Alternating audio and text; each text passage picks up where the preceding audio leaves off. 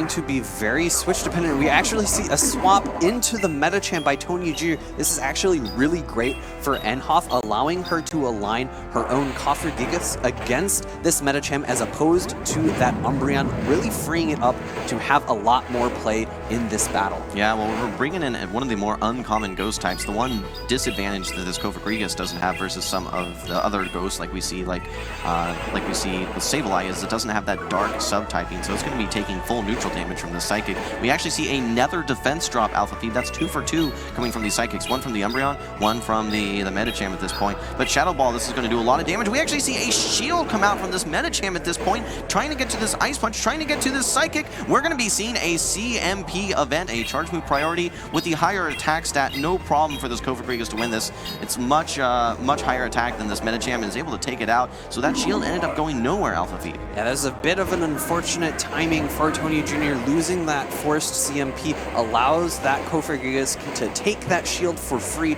getting a second charge move off first.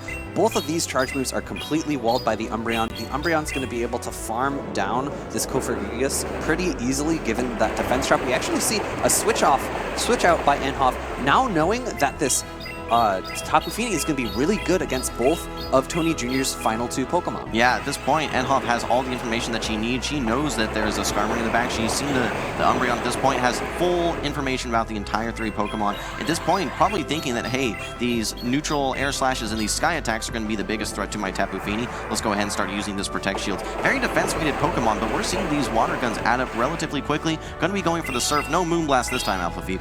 No, not the Moonblast. The right charge move is being thrown. The Surf comes through. It is shielded. The second Surf will come up a very similar time to that next Sky Attack. It's actually right before. This will be enough to knock out that Skarmory. Yeah, a little bit of an advantage for the Tapu Fini, able to pace to its Surfs in 14 turns, whereas the Skarmory is going to be needing 15 turns to get to its Sky Attack. But this Umbreon still has lots of energy. The one disadvantage that it has, though, is that Enhoff still has that Protect Shield remaining, still has the Lickitung, still has a little bit of the Cofagrigus remaining as well. This is going to be very close to the next charge move. A great bait by Tony Jr. using the resisted foul play, potentially able to pace to the Psychic. It's going to come down to the charge move priority. It actually is going to be a Surf throw by Enhoff, really knowing good recognition that she would not make it to that Moonblast before the next Psychic would come out from the Umbreon. Okay, and we actually see a catch here. This is going to be the foul play. It may have been enough to take out that Tapu Fini, but it's not going to be enough to take out this Lickitung. Lickitung needs to get to a Body Slam if it's going to be able to take out this Umbreon, but its licks are resisted. It already has the energy, so Enhoff in a very favorable position right now. This Lickitung with all this energy going to be able to unleash it versus the Umbreon. And I really like that play because the Tapu Fini's water guns would be doing more damage than the licks from the Lickitung, so favoring that health